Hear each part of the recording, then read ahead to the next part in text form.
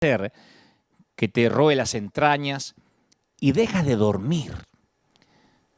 Yo pienso que de todas las manifestaciones de lo que te está pasando, esta quizás es la más cruel, porque si dejas de dormir, dejas de soñar. Al menos antes huías de ti mismo por las noches. Ahora ya no hay paz, no hay oasis posible, no puedes desconectarte de tus pensamientos, no te puedes escapar del malestar.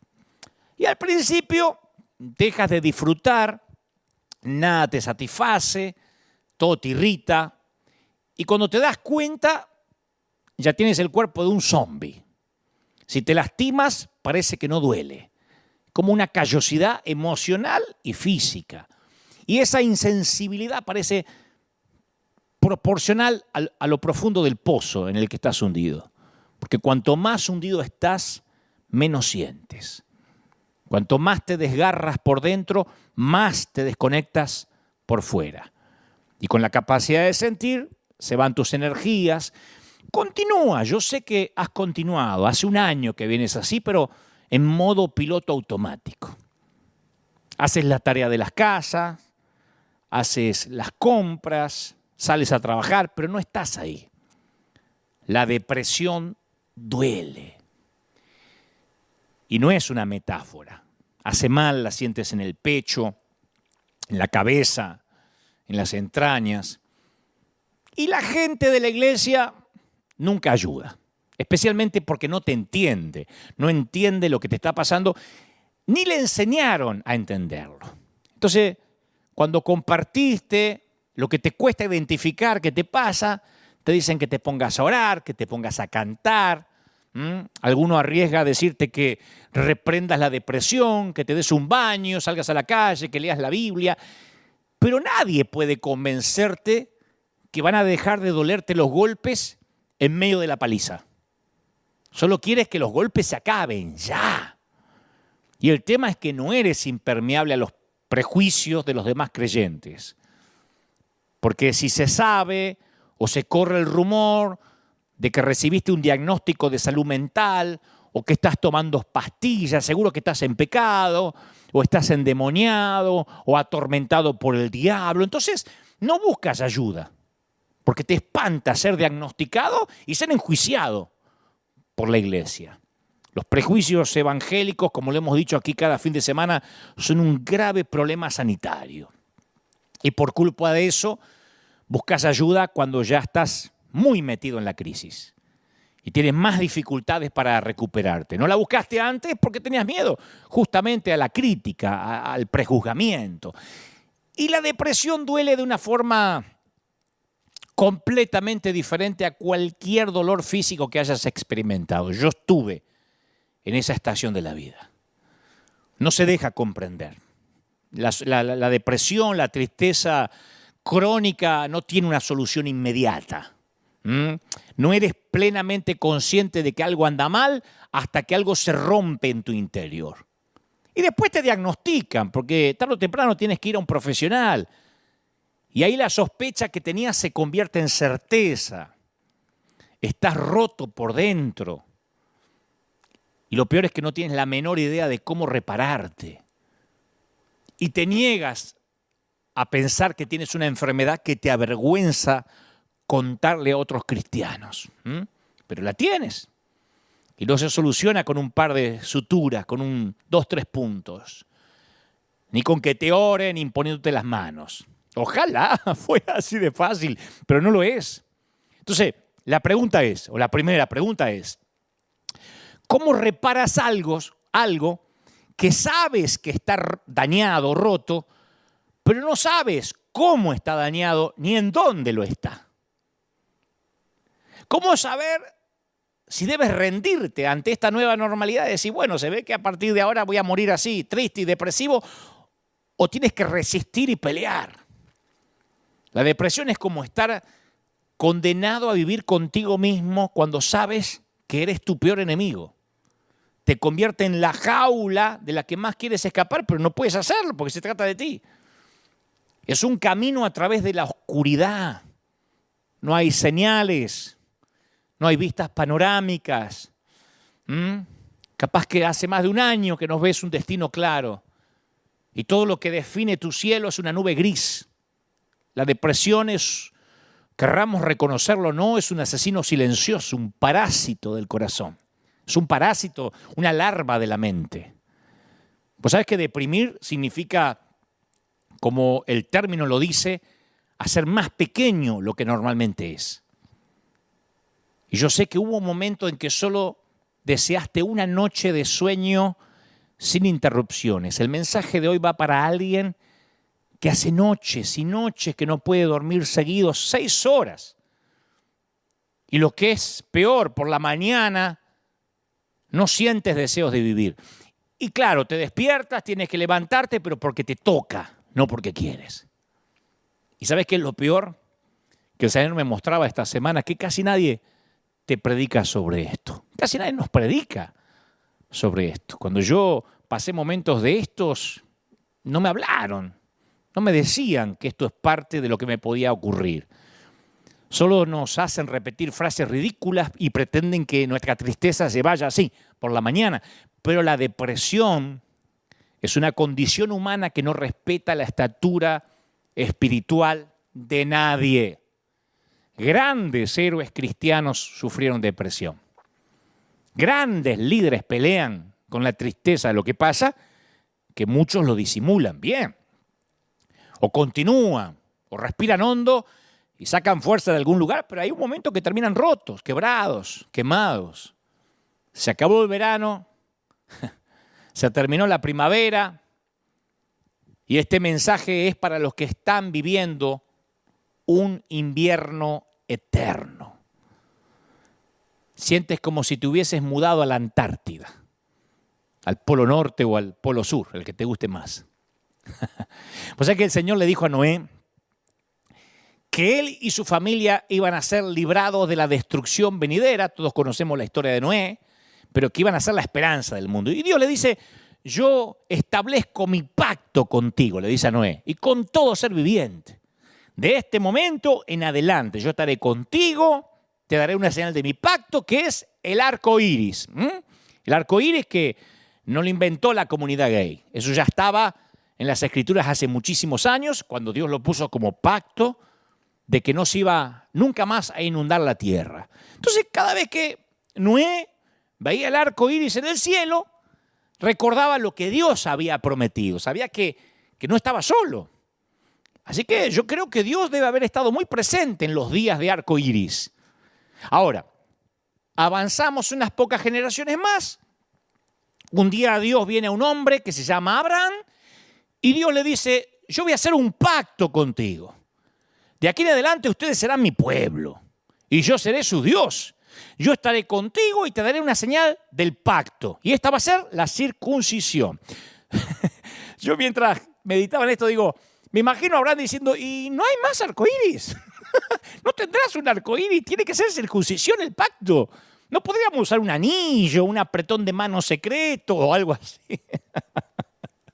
El día que Abraham se enteró de que había un pacto con él, se enteró también que era muy doloroso este pacto, ¿no? No era como el de Noé, pero fue inequívoco el pacto.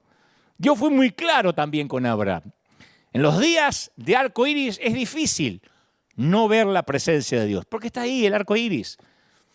O el pacto que Dios hizo con Abraham. En los días de arco iris, en los días de verano, en los días de primavera, el velo que separa lo natural de lo sobrenatural se vuelve tenue. Yo nunca tuve una experiencia como la de Noé, como la de Abraham, si no te la contaría, pero nunca tuve. Yo nunca presencié una visitación verificable, así de Dios de manera empírica, ¿no? Nunca he tenido una experiencia con Dios que incluya el departamento de efectos especiales del cielo. O sea, Dios me ha hablado, pero nunca sentí un trueno y me sentí volar y que estuve levitando sobre mi cama. No me ha pasado. Pero he tenido algunos lugares tenues en la tela de mi vida. En los días de arco iris, oramos, creemos que Dios nos oye, esos días de fe. En esos días que parece que Dios nos habla de manera muy personal todo el tiempo, ¿no? Que el pecado ni siquiera nos parece tentador. Y cuando uno está en esa zona, Nuestros hijos pueden derramar soda gaseosa en una alfombra blanca y uno se dice a sí mismo, oh, pero ¿cuántas veces yo hice lo mismo cuando era chico? No se preocupen, porque como no está tan conectado con Dios, llega la suegra y dice, ay, sí, es la suegra, va a criticar lo que cocino, va a criticar cómo crío mis hijos, pero qué bueno que Dios me permite amarla. Esos son los días de arco iris, ¿no? Por eso, los que son sabios aprenden a atesorar los días de arco iris, los días de verano, como regalos que llegan de tanto en tanto. Los almacenan para recordar en los días en que Dios va a parecer que está ausente. Sin embargo, uno de los peligros que yo veo en esto es que a veces podemos empezar a pensar que los días de sol son días que nos ganamos, que esos días de arco iris o de verano son un reflejo de nuestra madurez espiritual, o lo que es peor, pensamos que los días de sol son un reflejo de nuestra sana doctrina. Y ahí podemos empezar a juzgar a los que no están teniendo días de arco iris. Ahí es cuando juzgamos o criticamos a los que viven días grises. A todos les llega el día en que Dios les quita los puntales para que puedan empezar a cultivar una verdadera adoración. A todos Dios los lleva a esos inviernos donde Él pretende que tengas la fuerza para avanzar sin la ayuda de las emociones, de los efectos especiales del cielo. Entonces sucede que durante algunas temporadas de la vida espiritual caemos en el modo mantenimiento. Cuando todo va bien, cuando todo es verano o el verano se extiende, estoy hablando de verano en términos espirituales, ¿no? Ya a esta altura se entiende. Ahí es cuando la vida espiritual se vuelve rutina. Claro, son esos tiempos donde no hay ninguna crisis seria, ningún problema demasiado obvio, pero tampoco hay avances mayores. Nuestra participación en la iglesia es mecánica. Cuando los problemas ya se introducen, nuestra respuesta instintiva es preocuparnos en lugar de orar. Ya cuando los chicos derraman soda o gaseosa en la alfombra, ya no somos tan ecuánimes, hacemos un escándalo, explota, ¡ah, la alfombra! Y nos sale el Hulk de adentro. Ahí nos damos cuenta que estamos irritables. Y no nos damos cuenta cómo llegamos ahí. ¿Qué produjo que estemos en modo piloto automático? El verano. No necesitamos orar tanto, ni tampoco probar nuestro carácter. Vos sabés que hay un renglón fascinante en Primera de Samuel que describe la condición de Israel en los días finales de la era de los jueces. Claro, muchos de los hechos que habían hecho al pueblo consciente de su dependencia en Dios ahora eran historia.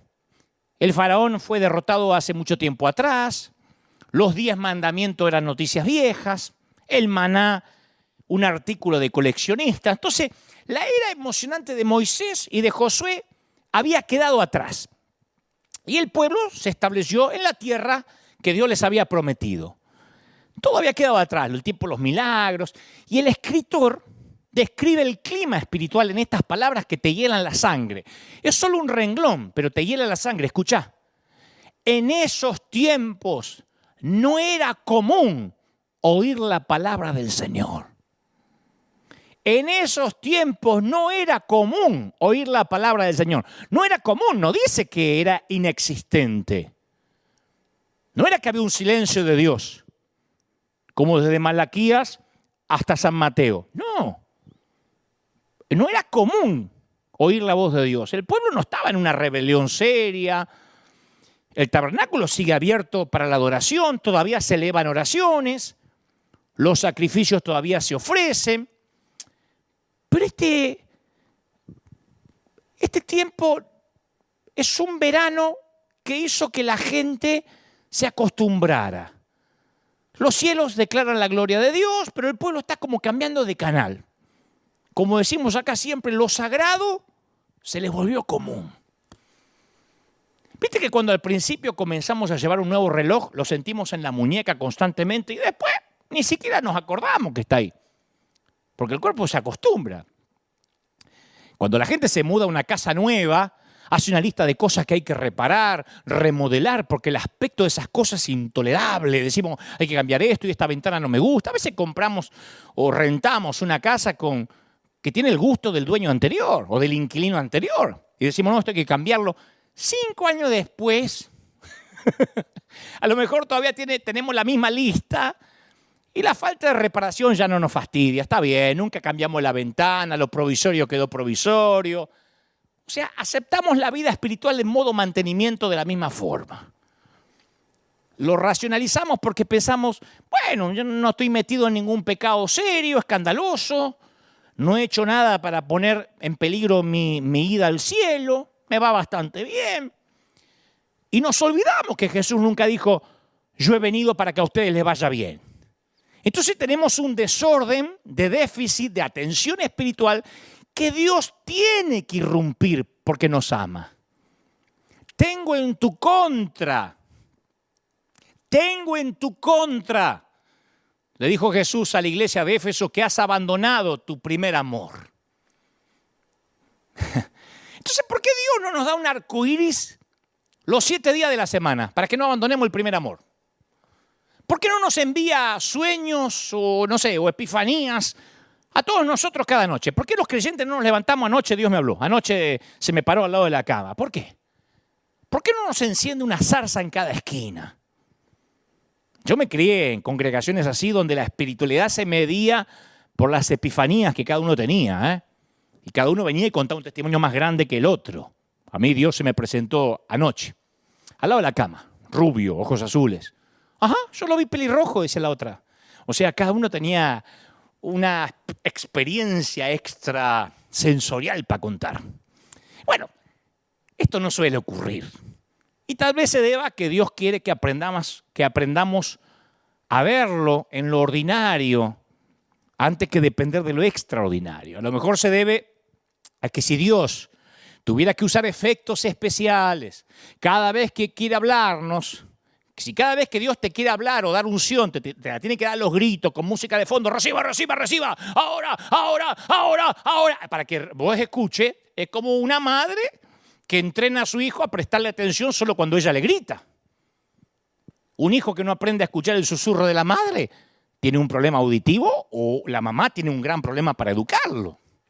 Entonces Dios quiere enseñarnos que esas temporadas de incertidumbre, esos momentos de depresión, de tristeza, yo sé que has escuchado todo y nada te llena, pero dame una oportunidad. Esos momentos son oportunidades para crecer. Vos decís, la incertidumbre, la duda me va a hacer crecer. Yo hasta dudo que voy a ir al cielo. Sí, mira, hace poco en una conferencia de prensa le hicieron una pregunta a Marcelo Bielsa. Lo conocemos los argentinos como el Loco Bielsa. El actual técnico de Leeds United de la Premier League de Inglaterra. Entonces, estaban ahí en la conferencia de prensa y le dice, Bielsa, ¿cómo maneja usted la incertidumbre y la ansiedad de no saber cómo va a ser el resultado de la liga, del campeonato? Y la respuesta de Bielsa, que siempre son geniales, fue inolvidable.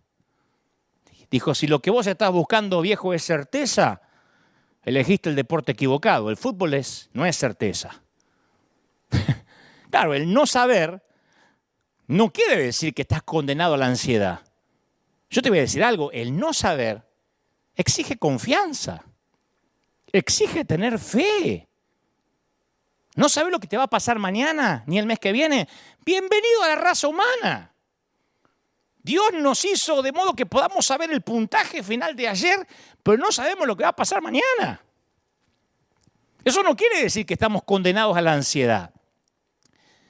Quiere decir que si lo que estás buscando es certidumbre, es saber, bueno, elegiste ser parte de la especie equivocada. Aquí abajo hay que andar por fe, no se puede andar por vista.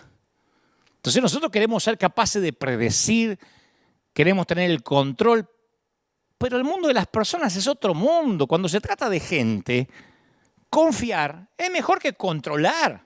Una de las primeras cosas que yo tuve que aprender como líder de una congregación, que yo no tenía que controlar a nadie, que tenía que enseñar y confiar. Es la única forma de hacerle honor a la libertad y a la dignidad de una persona. ¿Qué hace uno cuando confía en alguien? Corre un riesgo, ¿o no? Voy a un restaurante que vos me recomendaste. Y estás corriendo un riesgo, y yo también corro un riesgo. Corres un riesgo al recomendarme si no me gusta y yo corro un riesgo en creerte. Leo un libro porque me decís que es bueno. Yo te cuento un secreto y veo si eres capaz de mantenerlo de manera confidencial. Corro un riesgo. Te pido que seas mi amigo. ¿Me vas a traicionar? Te invito a que seas mi socio en el negocio. ¿Me vas a hacer fracasar? ¿Qué sé yo? La confianza es algo que tiene lugar entre las personas. La confianza es lo que mantiene unido al mundo de las relaciones personales. Cuando confío en ti, yo tomo un fragmento de mí mismo, de mis cosas, de mi dinero, de mi tiempo, de mi corazón y lo pongo en tus manos. ¿Y sabes qué soy? Vulnerable. Yo te doy el regalo de mi confianza y vos me das el regalo de tu fidelidad. Ese es el don de la incertidumbre. ¿Está claro? Grabate esto. Mientras exista la duda, es el único tiempo en que necesitas la fe. Cuando las dudas desaparecen, la persona ya no necesita la fe. Aquí en River, y lo saben los que son de la familia, una vez por mes o una vez cada 15 días le suelo decir a la gente, si usted tiene problemas con el estacionamiento, si acá hay que hacer mucha fila para entrar, busque iglesia de queridos amigos y le nombro los pastores con nombre y apellido. Le digo, aquí está la querida iglesia de Dani de León, la iglesia del pastor Azurdia, llamada Final, tienen una Rick Warren si te gusta una iglesia gringa. Yo le doy nombres de colegas porque yo tengo confianza. Si no les gusta, ¿para qué quiero tener a alguien a disgusto en la congregación? Y yo sé que el control no le da dignidad, no le da libertad a la gente. Me tiene que pedir permiso antes de visitar otra iglesia. Ese control es inseguridad mía. Yo estoy seguro de lo que Dios me mandó a hacer y decir, punto. A lo mejor no te gusta más este menú y querés buscar otro. Esa es tu libertad. Yo te doy confianza. Y en mi confianza a lo mejor me das fidelidad, a lo mejor no. Si no me la das, quizás no me la merezco o no me la querés dar. Y esto es en todo. El escritor de Hebreos dice, sin fe es imposible agradar a Dios. Y es cierto, no podemos agradar a Dios sin fe. Pero sin fe es imposible agradarle a nadie. Trata de hacer un amigo sin tener fe. El amigo te dice, ¿me prestás un libro? ¿Y qué me firmás de que me lo vas a devolver? Perdés el amigo. Trata de casarte sin tener fe. Trata de criar a un hijo sin aprender a confiar. En todo es fe. Y en todo se corre un riesgo. Por eso yo siempre tengo desconfianza de los que afirman a la ligera, porque no digo que todos los que lo dicen no es verdad, pero muchos a la ligera suelen usar, tengo una palabra del Señor, Dios me dijo, Dios me dijo.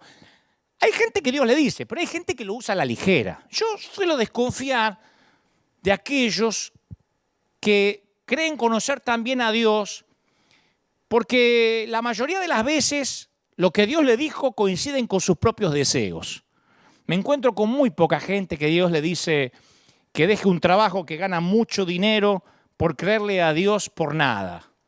Me encuentro con poca gente que Dios los envía, los saca de la comodidad y ellos dicen, ¿sabes que Dios me está mandando a un lugar sin comodidad? Generalmente Dios le dice cosas que les gusta a ellos, ¿no? Por lo general.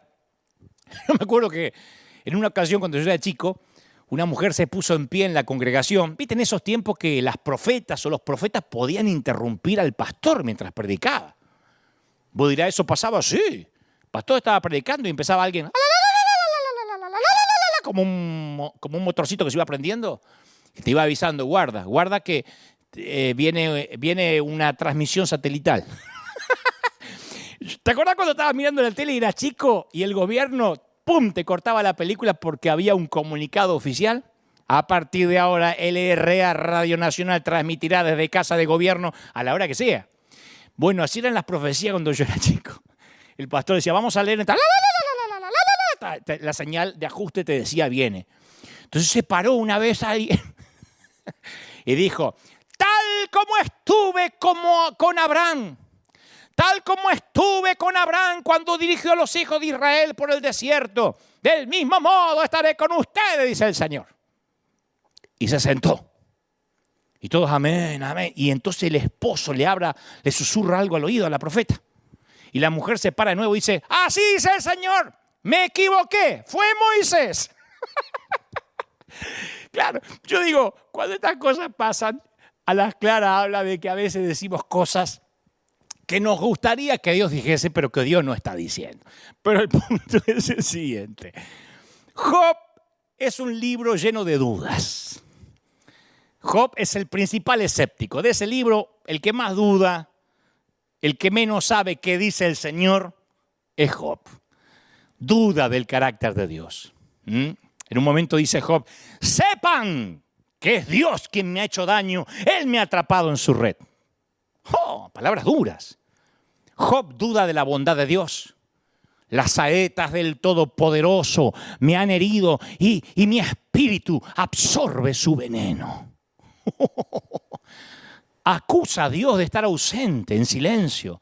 A ti clamo, Dios, pero no me respondes. Y en cambio los amigos de Job están seguros de los caminos de Dios. Tratan de hablarle a Job en nombre de Dios para curar su duda. Y sin embargo, cuando Dios habla, está del lado de Job. Y se muestra irritado con esos amigos que sabían o creían saber lo que Dios quería. Dice Dios, porque a diferencia de mi siervo Job, lo que ustedes han dicho de mí no es verdad. Entonces yo veo que de alguna manera hay más fe en la confusión y en la duda honesta de Job que en la certeza santurrona y religiosa de los amigos. Porque los religiosos siempre carecen de humildad de la incertidumbre. Viste que siempre hay gente que sabe lo que Dios piensa, sabe lo que a Dios le agrada, sabe la música que a Dios le guste, sabe la ropa que te tenés que poner que a Dios le agrada. Conocen todo. Yo creo que si baja Dios y dice, te voy a decir lo que me agrada. No, yo sé lo que te agrada, así que cállate la boca. Porque ellos saben lo que piensa Dios, lo que siente Dios, lo que va a decir Dios, lo que va a hacer Dios. Todo saben. Claro, y no aprenden porque la incertidumbre es lo que nos hace aprender. Y algunos, en algún momento lidiamos con las dudas, las tratamos de reprimir, las sofocamos, porque pensamos que está mal. Pero la incertidumbre es un aguijón que necesito para examinar no solo la evidencia, sino también mi corazón. Yo te digo una cosa, a mí me es más fácil creer en Dios en los días de sol, ¿cómo no? Cuando es verano la vida es fácil, en el invierno se complica. Capaz que podés mudarte a alguna parte del mundo para evitar el clima frío, capaz que decís me voy a vivir a Cancún, a Florida, pero no hay un lugar en el que puedas mudarte para escapar del invierno espiritual. Y necesitamos aprender a aferrarnos a Dios cuando parece que Dios nos ha soltado. El invierno puede venir cuando alguien ha perdido su trabajo, tiene una profunda tristeza o incluso vergüenza, porque ya no está seguro ni quién es. Sin su trabajo perdió su identidad, o por lo menos eso siente. El invierno puede llegar el día que te llega la noticia del resultado del laboratorio médico.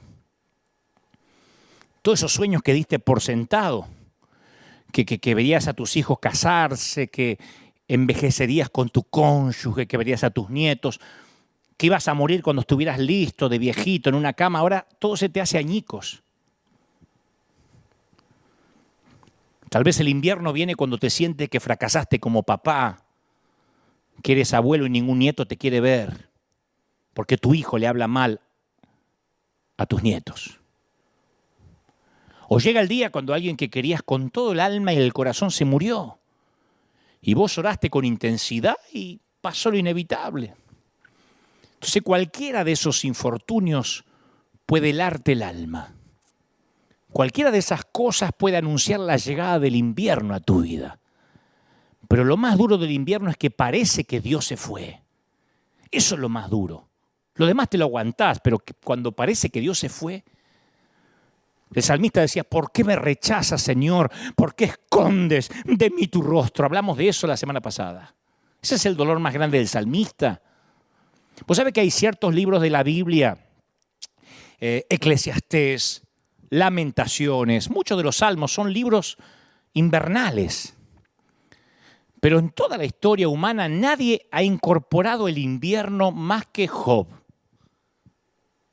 Cuando uno va a la historia de Job, al principio es como debería ser. Dice Job, era un hombre recto, intachable, que temía a Dios y vivía apartado del mal.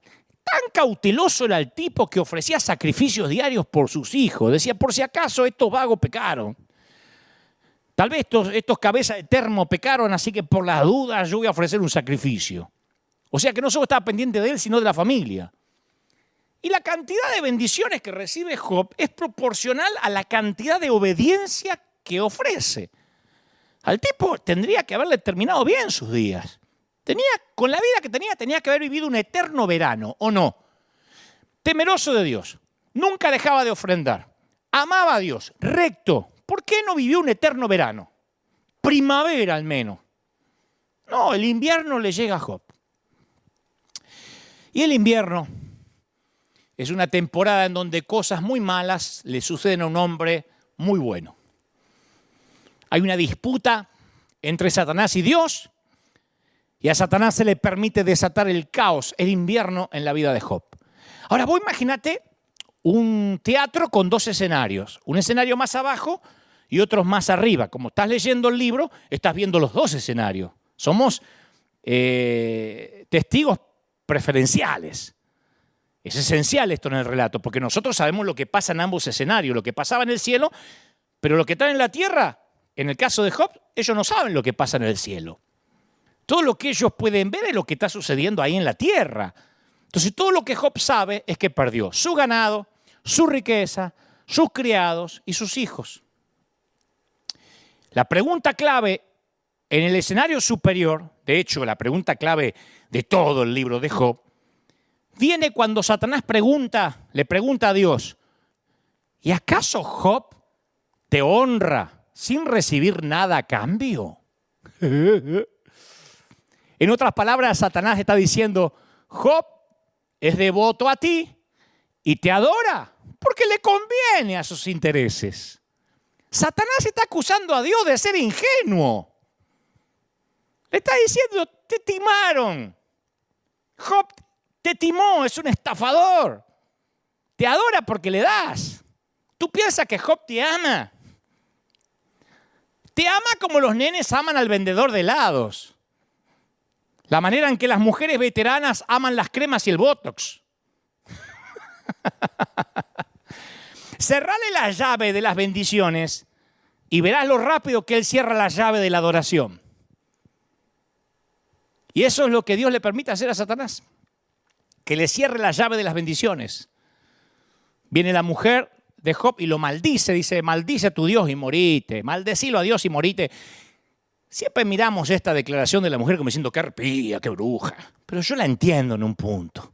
Esta mujer perdió todo lo que tenía, incluyendo a sus hijos. Esta mujer está muy dolorida. Y el dolor te hace sentir cosas demasiado feas y odiosas. ¿Y sabes qué dice el escritor? A pesar de todo eso, Job no pecó ni de palabra. Aclara, ni de palabra. O sea que en su corazón ya Job había empezado a luchar. Y entonces aparecen los amigos de Job, ¿viste? Que oyeron todo lo que a Job le estaba pasando. Job antes era famoso por su riqueza, por su grandeza, ahora es famoso por sus problemas y sus sufrimientos. Ya no subía fotos felices con la familia en Instagram. Y como desapareció de las redes y no había tantas fotos familiares, se preocupan los amigos. Y es tan fuerte el amor de los amigos, es tan fuerte lo que sienten por él que dicen, mira, vamos a ayudarlo en su aflicción, vamos a sentarnos junto a él y a beber su angustia. Es noble lo que los amigos sienten al principio. Y las escrituras relatan que a la distancia lo vieron a Job, que estaba tirado en las cenizas, y casi no lo reconocieron. Y se echaron a llorar a voz de cuello, rasgándose las vestiduras, arrojándose polvo y ceniza sobre la cabeza. Habían oído que la estaba pasando mal el tipo, pero nada los preparó para esto.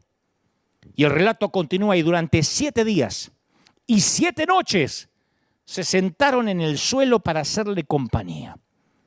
Y ninguno le decía nada porque veían cuán grande era su sufrimiento. Vos imaginate lo que sería sentarte en silencio por alguien 7 días. Es una acción poderosa. fue tan poderosa que llegó a ser parte de la vida judía. Hasta hoy los judíos hablan de sentarse Shivá. Literalmente significa sentarse 7. Sentarse 7 días. Los judíos acostumbran que los amigos vienen y se sientan por un periodo de una semana con el enlutado, con el afligido. Es el más grande ejemplo bíblico de lo que Pablo después le ordena a los romanos. Lloren con los que lloran. Lloren. Fíjate vos que nos olvidamos de eso. Es como que en la iglesia nos dicen, no, ustedes tienen que reír con los que ríen. Y los que lloran, hay que hacer los que rían. Lloren con los que lloran. Si no hubiese dicho Pablo, busquen una explicación para darle respecto a por qué están llorando. ¿Qué es lo que más le molesta al que está sufriendo el invierno, la depresión? Que le quieran buscar una explicación. Pablo hubiese dicho, recuérdenle que todo va a salir bien, que se dejen de llorar, que confiesen la victoria. No, lloren con los que lloran. Porque si vos te estás muriendo de frío en el invierno y alguien te quiere explicar de que el frío no existe, que lo rechaces, que te empoderes en contra del frío, lo que necesitas es que te abriguen. Pero después de los 7 días, los amigos de Job van a hablar, y bastante. Y se van a meter en problemas, porque les sale el argentino de adentro y hablan. Y hablan y se meten en problemas. Ahora voy con eso. Porque me importa qué es lo que hace Job. Job también, después de 7 días, habla. Y ojalá que pudiera repetir lo que dijo al principio, en la primera oleada de invierno, cuando en el capítulo 1 dijo, el Señor me ha dado y el Señor me ha quitado. Bendito sea el nombre del Señor. Si él hubiese repetido esas palabras que dijo en el capítulo 1, ahí la prueba se acababa. Job sería un librito cortito. Pero en vez de eso dijo, dice la Biblia que después de esto Job rompió el silencio para maldecir el día en que había nacido. Maldito el día de mi cumpleaños. Esta es la clase de cosas que mantiene a Job fuera de los congresos de empoderamiento, ¿ves? No lo quieren invitar. Y por los próximos 28 capítulos, Job derrama un nivel de amargura, confusión, tristeza, ira contra Dios que te aturde. Si estás deprimido y te lees el libro de Job de corrida, te querés suicidar en adhesión. 28 capítulos quejándose. Claro, el tipo quiere saber por qué está deprimido, por qué Dios lo olvidó. Y es una llaga tan viva que los amigos no lo pueden aguantar. Esos que se quedaron 7 días en silencio se pudrieron. Porque los amigos de Job creían lo que muchos creen hoy. Los amigos de Job se habían instruido en la doctrina del algo habrás hecho. 7 días te acompañamos. Después, si esto no cambia, y macho, empezá a buscar qué hiciste. Algún muerto en el ropero tenés. Ellos tenían la idea que la bondad te trae prosperidad y bendición. La maldad te trae el invierno. Pórtate bien, vivís en verano. Pórtate mal, vivís en invierno. Claro, cuando los tipos estaban en silencio, a Job lo ayudaron, lo acercaron a Dios. Cuando hablaron, lo alejaron de Dios, lo arruinaron. Job, si estás deprimido, macho, algo habrás hecho. Un hijo de Dios no puede deprimirse. Una cosa es tener un día, 2, lo tuyo ya va para largo, ¿eh? Esto de estar triste es satánico. Arrepentite, buscá dónde está el pecado. Eso le dijeron los amigos. Yo digo, no puede ser tan actual. Viste que uno dice, el libro de Job es viejo. Estos argumentos que expresan los amigos de Job, decime si no se repite en nuestras iglesias. Cuando estás en el invierno, lo que más empeora en el dolor son los propios creyentes. Me ha pasado a mí muchas veces. Estás en el hospital, la estás peleando, ¿viste? Viene alguien y te dice, ¿sabes por qué estás acá? Porque querés. Tenés que hacer guerra espiritual, querida. Y reclamar la salud que te robó el diablo. La querés matar y decir, Señor, yo te la mando a esta. Estás ahí orando por tu papá, por tu cónyuge, por tu hija. Y viene alguien y dice, ¿sabes por qué no se sana? Porque le falta fe. Así, tu abuela. Vamos, levántese de esa cama, salga debajo de la sábana, que eso de estar deprimido no es de Dios. Un hijo de Dios no tiene que tomar medicamentos ni pastillas, y te las agarra y te las tira por el inodoro, lo querés matar con lo que te salieron la pastilla. Entonces asociamos el bienestar con la presencia de Dios y damos por sentado que el sufrimiento, que la depresión significa algo habrás hecho mal. Tras lo que te está pasando, la culpa de qué hiciste mal para estar así. Fíjate que nadie escribe un libro, ¿dónde está Dios cuando todo me va bien? ¿Dónde está Dios en los veranos? ¿Quién cobra una herencia? Y pregunta, ¿por qué a mí Dios y no a otros pobres? ¿Quién? Me lo merezco. Si no falto nunca a la iglesia, siempre diezmo. Yo sé que el dolor no es parte del plan original de Dios. Dios aborrece el dolor, pero Él lo redime. El tema es que en los veranos te voy a hablar de mí. En los veranos espirituales yo me tiento a pensar que es debido que mi éxito, mi riqueza, si es que la tengo, mi reputación, si es que la tengo, mi virtud, si es que la tengo, todo es porque estoy haciendo las cosas bien, porque tengo el control. Y en el invierno lo primero que aprendo es que yo no controlo las cosas, ni siquiera mi salud. Cuando te tiembla todo el cuerpo por la depresión y no podés controlar el temblor, ahí te das cuenta que ni siquiera controlás eso. Alguien alguna vez dijo que la diferencia más grande entre Dios y yo es que Dios nunca se cree que soy yo. Nosotros sí en un momento nos creemos que somos Dios. En el dolor nos damos cuenta, yo no soy Dios. Por supuesto, esto no quiere decir que vamos a acercarnos a quien está sufriendo depresión y decirle, son buenas noticias, estás creciendo. No, esto es más profundo, más misterioso que eso, no es tan lineal. Job pasa la mayor parte del tiempo quejándose a Dios. Y en los libros de invierno de la Biblia, la mayoría de las personas se queja. Fíjate esto, cual si fuéramos ovejas, nos has entregado para que nos devoren, Señor. Nos dispersaste por las naciones.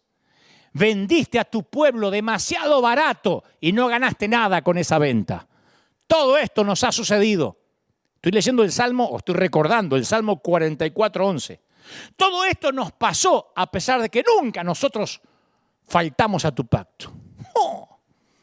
Está en la Biblia. Nos vendiste y no ganaste nada. Nos remataste. Los israelitas dedicaron más salmos a quejarse que a cualquier otra categoría. Y vos sabés que en el mundo antiguo estas oraciones de queja no tienen paralelo con ninguna otra religión. Nadie se atreve a orarle así a Mahoma, al Buda.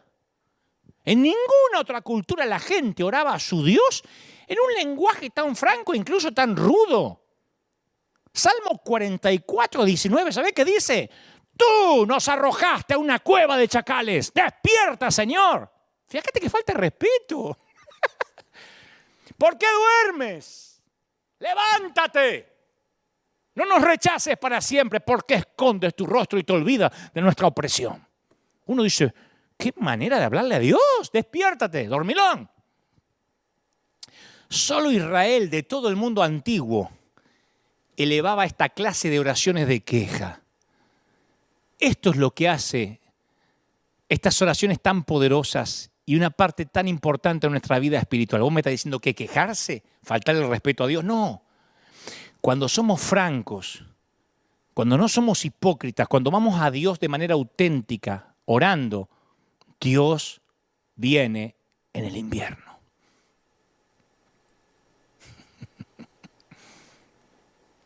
Tal vez venga de maneras inesperadas. Yo conocí a un tremendo líder, tremendo predicador, acaso uno de los mejores que haya conocido, que sufría de depresión neurótica. Muy pocos lo sabían. Y en cierto punto de su vida dejó de predicar porque no se sentía calificado, se ocultó. Y gracias a la ayuda de psiquiatras, de profesionales, algunos cristianos, otros no, logró salir adelante. Pero él sabe que no puede bajar la guardia porque si le da mente a lo que a veces, no quiero decir lo atormenta, pero lo que a veces lo preocupa, vuelve a perder el eje. Y él suele contar a los íntimos, tomo un medicamento que me limpia toda la basura que se me acumula en los canales de mi cerebro por la noche y me da la posibilidad de un nuevo comienzo cada mañana. Así que cada vez que trago cada cápsula, lo hago con gratitud a Dios. ¿Por qué cuento esto? Porque a veces pensamos que la quimioterapia, que un medicamento, que la diálisis, que la insulina, las pastillas para el colesterol, son una señal de una fe débil en Dios. Si tomás algo para el colesterol es porque te falta fe. Si hubieses orado, se te iba el colesterol. En el subconsciente creemos eso. ¿Sabés por qué te hacías diálisis? Porque no confiaste en que Dios te diera riñones nuevos por la noche. ¿Sabés por qué tomás pastillas para la memoria o para la depresión? Porque no confiaste, porque algo hiciste. Pero no dice necesariamente que esas pastillas, esa diálisis, esa quimio, esa insulina, son un sustituto de Dios. Dios está presente en los sabios, en los doctores, en los científicos que hacen la sinapsis, las neurotransmisiones del cerebro, las estudian para que funcionen bien. Capaz que la debilidad en realidad es rehusar, debido a nuestra ceguera y obstinación, la ayuda que Dios nos está ofreciendo. Capaz que la debilidad no es que tengas colesterol o que te suba el azúcar. Capaz que la debilidad es que tienes el orgullo de no querer ser diagnosticado y no querer ser tratado. Dios ve todo. Dios ve tu depresión desde que empezó. No es que te abandonó a las pastillas. Dios ve todo, hasta cuando fuiste al médico, cuando fuiste al profesional. Ciertamente he visto la opresión que sufre mi pueblo en Egipto. He visto, lo he escuchado quejarse de sus capataces. Conozco sus penurias. Yo me pregunto si Moisés lloró al oír estas palabras. Cuando Dios conmovido dijo, he visto, los he oído llorar. Dios no es un rey que quiere que todos sus hijos sean bufones que lo hagan reír y que canten cantos de victoria. Él te ve llorar. Y sea lo que sea que te agobia, una larga enfermedad, quiebra, sufrimiento en la familia, divorcio, confusión en cuanto a tu carrera, una depresión que no podés explicar, una pérdida. Hace una pausa por un momento y oí estas palabras que el Creador te susurra, príncipe, princesa. No te angusties. Te he visto. Te he oído. Confía en mí. Yo sé lo que estás pasando y me importas. Te hago un paréntesis chiquitito y te cuento rápido una historia, pero chiquito. Dios le dice a Abraham que va a tener un hijo, pero nunca llega. Rápido. La Biblia narra que en Medio Oriente las madres sustitutas eran una opción. No había fertilización asistida. Así que las madres sustitutas eran una opción para dejar descendencia. Sara le presenta un plan a su octogenario esposo y le dice, ve y acuéstate con la esclava Agar. Y tal vez por medio de ella voy a tener hijos. La historia está en Génesis 16:2. Capaz que algún varón está diciendo, qué lindo que me propongan algo así, pero no era digno. Abraham y Sara van a buscar formar una nación mediante este método poco convencional que Dios no les mandó. Así que, y yo entiendo por qué Sara lo hizo, porque muchas veces nos cansamos de esperar, el invierno no termina y entonces ingeniamos un plan. Y si nos apuramos por abortar el lapso que dura el invierno, nos sale el tiro por la culata. Dice la Biblia, Abraham tuvo relaciones con Agar y concibió un hijo. Ella concibió un hijo. Claro, quien lee la historia de Abraham no necesita adivinar lo que sintió en su corazón la esclava Agar cuando se embarazó. Porque ahora su posición cambia, tiene relaciones con Abraham. Tuvo relaciones con Abraham. Porque antes nada más era la esclava de Sara, ahora comparten el mismo hombre. Entonces, en cierto sentido, Agar se convirtió también en la esposa de Abraham. La eleva de posición. Y el embarazo le da valor, se siente superior a Sara, que no es fértil, y ahí se acelera el drama. Al darse cuenta Agar de que estaba embarazada, miró con desprecio a su dueña. dice Génesis 16:4. La miraba con desprecio a su patrona, que a veces capaz que la retaba, la maltrataba, y ahora ella estaba embarazada del marido de la patrona. Yo me pregunto si Agar sonrió mirando a Sara como diciendo, estoy embarazada y vos no. Llevo al hijo de tu marido en mi vientre, algo que nunca lograste. Y claro, Sara se enfurece, la empieza a maltratar. Agar no aguanta más, para hacer la historia corta, huye, escapa del hogar de su amo. Me cuesta mucho definir en esta historia quién es el héroe, quiénes son los villanos, porque todos tienen culpa. Agar es arrogante, despectiva, Sara es cruel, Abraham es un tipo pasivo, no hace nada. No hay nadie inocente en la historia. Es un lío esta situación, peor que un novelón de Univisión. Pero acá la historia da un giro. Cuando Agar sale y escapa, yo esperaba que la cámara se quede con los personajes principales, con Abraham y Sara. Agar es un personaje de reparto, esas que aparecen en las novelas un ratito y se van. No, la cámara la sigue a Agar, embarazada, que escapa al desierto. El ángel del Señor la encuentra cerca de un manantial y le dice, estás embarazada y le pondrás a este hijo el nombre de Ismael, porque el Señor escuchó tu aflicción. Escuchó tu aflicción. Le vas a poner el nombre de Ismael, que significa Dios escucha. Y le explica lo que significa, porque el Señor escuchó tu aflicción. Agar, Él sabe de tus lágrimas, Dios vio tu depresión. Agar, Dios vio cómo Sara te maltrató, te usó, mandó al marido a tener relaciones contigo que capaz que ni querías. Dios vio todo, Dios escucha. Y entonces la fugitiva, la esclava, hace algo extraño. Ella le pone nombre a Dios. Dice, como el Señor le había hablado, Agar le puso por nombre el Dios que me ve. Me fascina, el Dios que me ve. Ahora he visto al Dios que me ve. Génesis 16:13. El Dios que me ve. Claro, una esclava. Una madre sustituta. Che, dale un hijo a esta y que después te lo dé. ¿Qué va a pensar que Dios la está mirando? Actriz no de reparto, una extra que pasa por allá atrás de las cámaras. Dios la ve. ¿Quién es el Dios que le dijo a Abraham que dejara su hogar, su lengua, su pueblo y su país? Es el Dios que escucha, el Dios que ve. El Dios que ve tu depresión, que está a favor de los rechazados. El Dios que está a favor de los que nadie ama. El Dios que ve los malos tratos a los que tuviste que someterte por años. Dios vio cuando el líder te maltrató. Dios vio cuando el pastor te maldijo. Dios vio cuando tu esposo era un agresivo pasivo. Dios vio cuando tu esposa te subestimaba y no te admiraba. Dios ve. Alguien necesita oír esto. Dios ve. ¿Cómo no te va a ver? Bueno, cierro el paréntesis. Volvamos a Job para terminar. Job está convencido de que Dios lo ha dejado. Se queja de que en realidad lo que quiere es una oportunidad de verse cara a cara con Dios.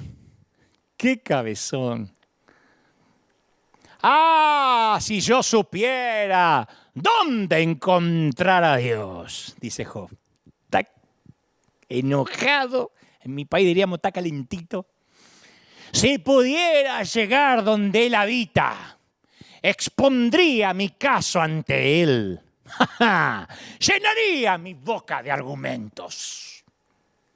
Tené cuidado con lo que pedís. Job recibe su deseo. Yo le voy a llenar de argumentos en la jeta, le voy a tirar los argumentos a Dios, dice Job. Y el Señor le respondió a Job desde la tempestad.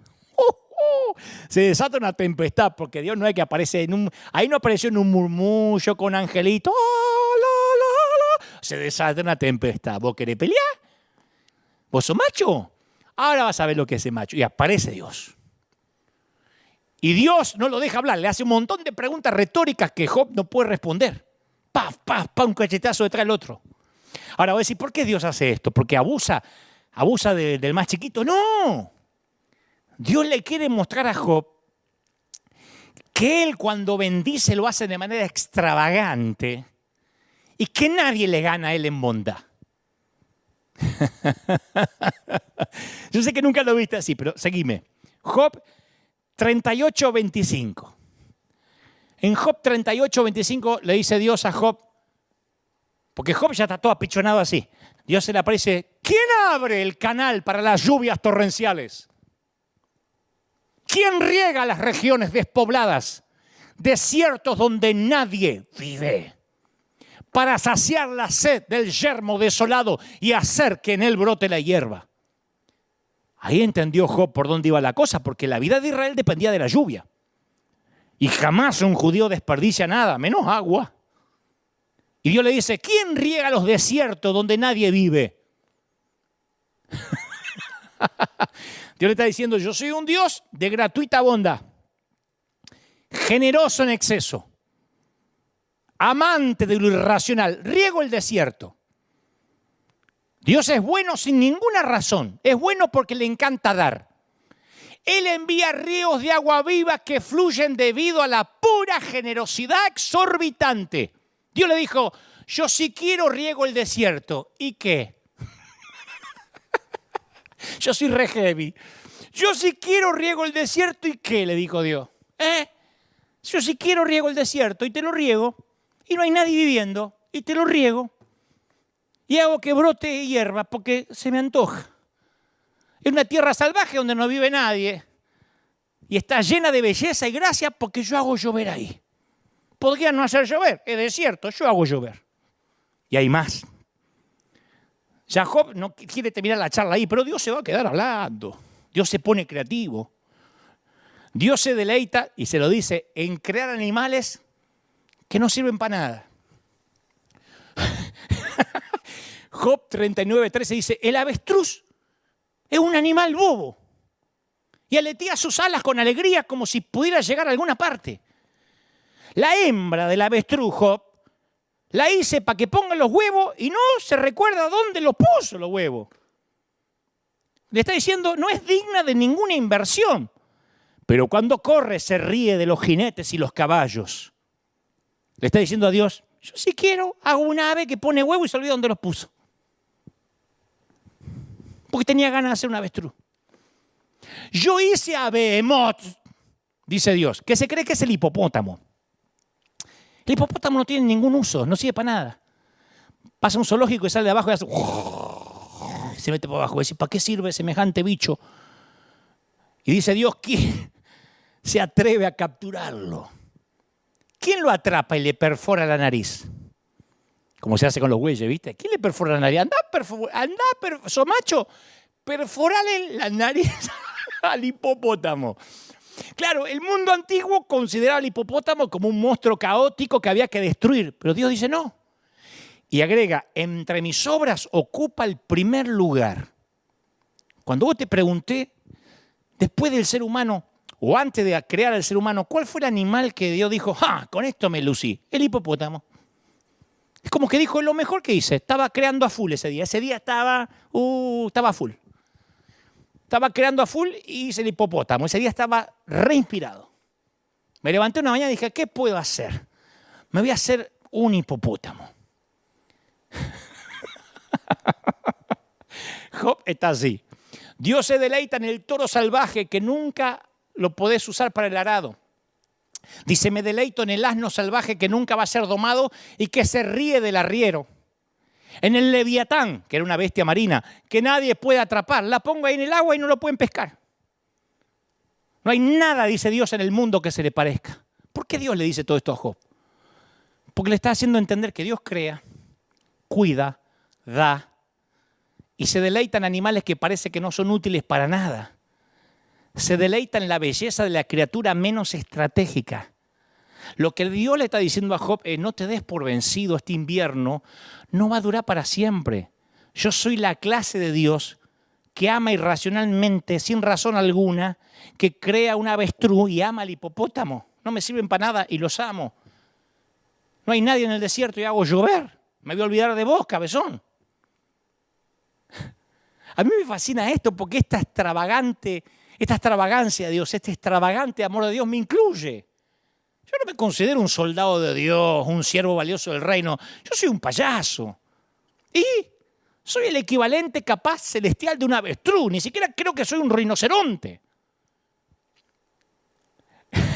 No fuimos hechos para ser perfectos, fuimos hechos para encantarle. Yo creo que Dios se ríe conmigo. Me fascina. Como que Dios dice, mira, hice a Dante. Mira qué raro que es el tipo. Le preguntan si es pastor y dice que no. Hace 50 años que no se cambia el peinado. Mirá, y lo amo. Claro, Job nunca se entera de la conversación que hubo en el cielo. ¿Viste? Es como nosotros que vivimos en el escenario de abajo. El invierno viene, no sabemos por qué. Pero Job descubre algo. Haya Dios. En un momento dice, de a oídas te había oído, pero ahora mis ojos te ven. Ya esa frase es suficiente para redimir tu invierno. Con esa frase te digo algo, vale la pena el frío.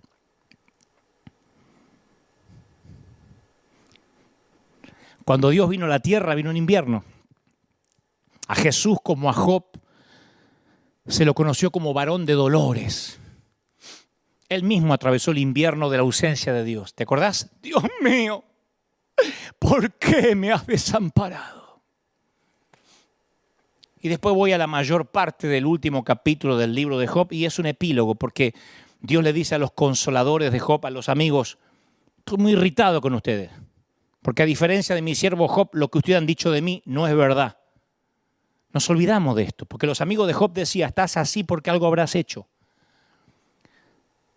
Si te hubieses portado bien, Dios te hubiese bendecido y nunca te hubiese quitado lo que tenías. Y Dios se irrita y dice, eso es mentira acerca de mí. Yo no soy el genio de la lámpara que se me frota y doy deseos. Él habló bien de mí, con todas sus dudas, enojado. Pero ustedes no. Imagínate el asombro de los tipos. Job se queja de Dios y ellos defienden a Dios. Claro, porque no tenés la sana doctrina. Te pasó eso porque tu mujer se cortó el cabello. Y Dios se asoma y dice, no, Job tiene razón. Ustedes no, cabezas de termo. Ustedes no tienen razón. Claro, a Dios le revolvió la panza, el estómago, que estos tipos repitieran la acusación de Satanás. ¿Sabés por qué te ama Job? Porque lo bendecís. Cerrale la llave de la bendición y él va a cerrar la llave de la adoración. Y estos tipos van y repiten las mismas palabras de Satanás. Si haces las cosas bien, Dios te va a bendecir. Por eso Dios se irritó. Y le dice, Job, ora por ellos para que los perdone. Me imagino la conversación que tuvieron estos religiosos con Job. Tuvieron que ir a pedirle, ora por nosotros para que nos perdone. Tuvieron que cambiar su doctrina. Y luego, en las palabras finales, escuchá esto, porque esto te va a partir la cabeza como me la voló a mí. Pues yo te dije que esta era una charla de café con Dios que ibas a tener. En las palabras finales el escritor dice algo que nosotros lo pasamos por alto, pero los lectores antiguos lo habrían captado. Dice que Job tuvo más hijos. Dios lo bendijo, al doble. Y luego da los nombres de las hijas de Job. No da los nombres de los hijos, da los nombres de las hijas. En toda la genealogía hebrea esto no tiene precedente, no se había oído nunca. Primera vez que se conoce el nombre de las hijas en una genealogía. Pues sí, ¿por qué? Es más, los nombres son re extraños. Viste que los nombres de la Biblia son expresiones del carácter, de la intención divina. Te llamarás Israel, príncipe con Dios. Los nombres hebreos son muy serios porque expresan una virtud, un carácter, una verdad teológica. Los nombres de las hijas de Job son nombres que significan, que tienen que ver con la belleza. Una se llama Gémina. Gémina, que significa paloma, que es una ave encantadora. La segunda hija se llama Cesia. que quiere decir canela, una especia muy delicada en esos tiempos. Y lo mejor es el nombre de la hija número 3, Keren Apuk. Keren Apuk, que quiere decir sombreado del ojo. Job le puso nombre de maquillaje, como si vos le pusieras a tu hija Séfora, L'Oréal París, Estée Lauder. No solo eso, déjame avanzar, Job le da una herencia. En el mundo antiguo, dominado por el hombre, un padre con 7 hijos ni hubiese pensado en dejarle algo a una hija. Porque los hijos varones eran los estratégicos, los útiles. Estaban obligados a cuidar los hijos varones de sus padres en la vejez. Las hijas no eran estratégicas ni indispensables. El dinero que iba a las hijas se usaba para cuidar a los padres de sus esposos. Al suegro. Era como poner dinero en el fondo de pensión para otro.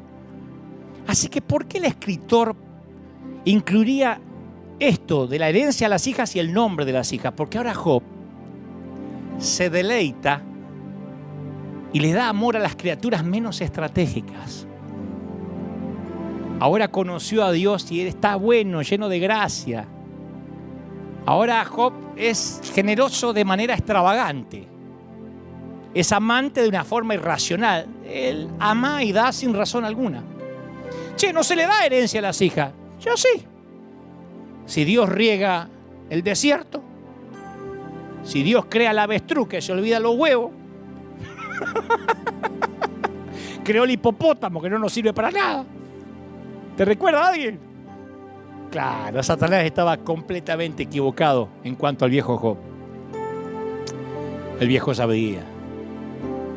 Y la pregunta central en Job ¿puede un ser humano aferrarse a Dios, al amor, a la fe, incluso en pleno invierno? Sí. Sí, porque el invierno justamente es para eso. Job nunca vio el escenario superior, Nunca se enteró de la plática hasta que llegó al cielo, nunca se enteró. Me imagino que eso estaría grabado en el cielo. Cuando llegó, Dios le dijo, ¿querés que te ponga la grabación de lo que pasaba mientras que a vos abajo te rascabas con una teja? Te cuento la charla de arriba. Se habrá reído. Es como cuando ves el making of, el backstage de una película, ¿viste? Y te muestra cómo hicieron los efectos. Ahí se enteró que su fidelidad tenía un significado cósmico. Nunca supo que había algo eterno en juego en su vida transitoria. Y ahí, sentado en el montón de ceniza, rascándose la llaga de su piel con pedazos de teja y ollas rotas, deprimido, confuso, Job descubrió que las personas en dolor a veces aprenden mejor que cualquier otro. No estaba solo, no estás solo.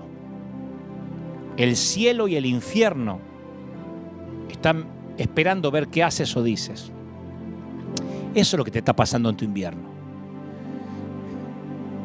Te doy un consejo que no me pedís. Hay que confiar en el autor. Tienes que empezar a creer que Dios tiene una buena razón para mantener sutil su presencia en tu invierno. Porque eso permite a criaturas pequeñas y frágiles como nosotros, los seres humanos, la capacidad de amar de verdad, de escoger amar de verdad. ¿Viste cuando vas detrás de un patrullero? Te encontrás que hay un policía delante, por lo menos acá. Ahí bajás la velocidad rápido, no lo pasás. Y no necesariamente porque tenés un corazón bueno y seas buen conductor, te querés ahorrar la multa. Y Dios quiere que a Él se lo conozca, no de una manera abrumadora. Él no quiere quitarnos la posibilidad de un amor que elegimos con libertad. No quiere que digamos, no acelero porque me va a castigar. Él quiere que lo amemos. Uno nunca sabe dónde Dios se va a asomar, ni por medio de quién va a hablar, o en qué improbable escenario va a aparecer. Después de la resurrección, María Magdalena estaba directamente mirando a Jesús y pensó que era el jardinero, el empleado de servicio de jardinería. La Biblia dice que Dios está presente siempre, pero a menudo de maneras inesperadas. Dios viaja de incógnito. Es el maestro del disfraz.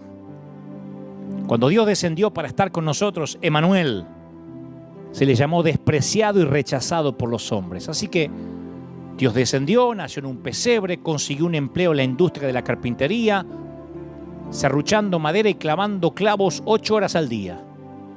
Dios estaba en cada página de sus contemporáneos, pero nadie lo reconoció porque todos esperaban a alguien que se pareciera al tipo que vemos en la bóveda de la Capilla Sixtina. ¿Dónde está Dios? ¿Querés que te diga dónde está Dios? Está justo al lado de tu cama. En medio de tu mesita de luz plagada de medicamentos. Ahí está, al lado de la insulina. Sentado al lado tuyo mientras que te cambian toda la sangre. Acariciando tus cabellos mientras te tapas la cara con la manta. Echa un ovillito en el sillón. Se agazapa donde uno menos lo espera. Y Job pensó que tenía que controlar su vida, que podía controlarla teniendo una vida santa, ofrendando. Pobre. Él asumía que las bendiciones eran el resultado de su comportamiento. Pero aprendió una lección. Dios está a cargo, Job. Y Job decidió que Dios fuera Dios. Mira, yo no soy psiquiatra ni tengo un talonario de recetas, pero aprendí unos principios chiquititos que a mí me ayudaron mucho en la depresión y en la tristeza. Repetí conmigo. No tengo que revivir el ayer. Tengo que aprender de él. Y buscaré misericordia para mis errores del ayer. El sol ya se puso en el ayer. El sol todavía no salió mañana. Así que hasta mañana no puedo cambiar mañana. Hoy voy a vivir el hoy. Esta es mi jurisdicción. Enfrentaré los desafíos de hoy con las fuerzas del hoy. Bailaré el vals de hoy con la música de hoy. Bailaré mientras dure la música, mientras toque la orquesta. Y cuando llegue mañana, lo harás otra vez. ¿Hasta cuándo? Hasta que termine el invierno. Vamos a orar. Padre, gracias por esta cuna de campeones, por estos obreros de primera línea, por estos generales que me permites hablarles semana a semana. He transmitido, Señor, lo que creo me has dicho que le diga a este tu pueblo, a este tu escuadrón de búsqueda en combate contra las filas invasoras. He hablado con tus príncipes, con tus princesas. Como cartero he transmitido lo que me has dicho que les diga. No agregué ni omití ninguna palabra, lo que considero torpemente puedo transmitir de parte tuya como mensajero. Afirma, Espíritu Santo, sella estas palabras en el corazón de cada quien. Oro por católicos, por musulmanes, por judíos, por ateos. Oro por toda esa gente rota. Oro por todos aquellos que se sienten indignos que Dios los ame. Por los que están en pozos depresivos. El Señor me dice que te diga que no estás solo. Me ordena a que no reprenda ningún espíritu de depresión. Me dice que me siente contigo 7 días a llorar juntos. Y eso haré esta semana. Estaré contigo en el espíritu, sentado allí, para que sepas que hay un ejército entero que entiende lo que estás pasando. Oro por líderes. Sé que muchos pastores, esposas de pastores, evangelistas, profetas, maestros, qué sé yo, están en estados depresivos y han luchado para que no se les note porque interpretan que han perdido el favor, que la unción se les fue, olvidando que hay tiempo de reír y tiempo de llorar, veranos e inviernos, que el invierno tiene que venir para que aprendamos a confiar en Dios más allá de las emociones. Te bendigo, mi siervo, te bendigo, consiervo, te bendigo, colega, te bendigo, mi amigo, te bendigo, soldado. Oro por todos los que están mirando desde cualquier parte del mundo, desde los 5 continentes. Oro para que la gloria del Espíritu Espíritu llegue a los hogares, a las casas, para que cuando este invierno termine, celebres y tengas como obsequio los días de verano y de arco iris. Y cuando venga el próximo invierno digas: voy a crecer, voy a aprender. Oro para los que están hechos un ovillito ahora en una manta, bajo una manta. Los que no se peinan, los que no se bañan hace días. Oro para los que no tienen ganas de comer ni de levantarse. Que Dios se revele a tu corazón y Él te muestra de que juega con tus cabellos, que juega con tus mejillas, que te dice: mi pequeño, mi pequeña, nunca te he dejado. Ni en el peor invierno te he soltado nunca. Y como dice aquella vieja historia, cuando miras hacia atrás y ves solos un par de huellas en vez de las 4 que solías ver, en vez de las 4 pisadas solo ves 2, no es que yo me fui, sino que yo te llevaba en mis brazos. Te ama el Señor. Te bendigo en el cuerpo, en el alma y en el espíritu. Que Dios haga resplandecer su rostro sobre ti. Que tengas una semana increíble.